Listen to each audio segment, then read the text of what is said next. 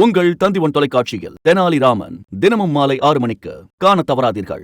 நீலகிரி மாவட்டம் பந்தலூர் அருகே சாலையில் ஆக்ரோஷமாக சுற்றித் திரிந்த யானை வனத்துறை வாகனத்தை குப்பர கவிழ்த்தியதால் பரபரப்பு ஏற்பட்டது. அது தொடர்பான காட்சிகளை தற்போது பார்க்கலாம்.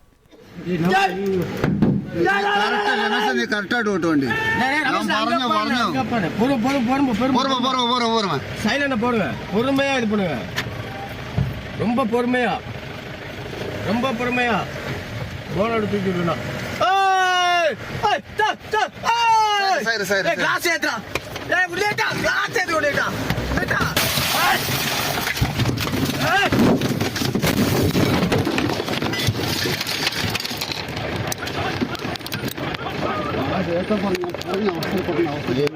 விடா. கிளாஸ் ஏற்றிருக்கலாம் உன்னேட்டா.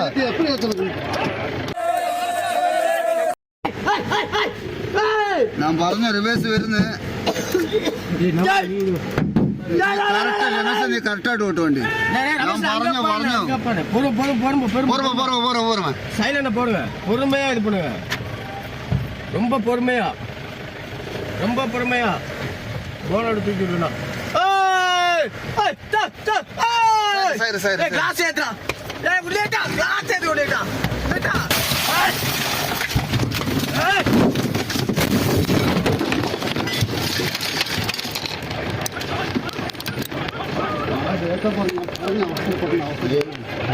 கிளாஸ் ஏற்றி விடா. இது பற்றிய கூடுதல் விவரங்களை எமது செய்தியாளர் சுரேஷ்குமாரிடம் கேட்டு பெறலாம். வணக்கம் சுரேஷ், என்ன நடந்தது? முழு விவரங்களை பதிவு பண்ணுங்க.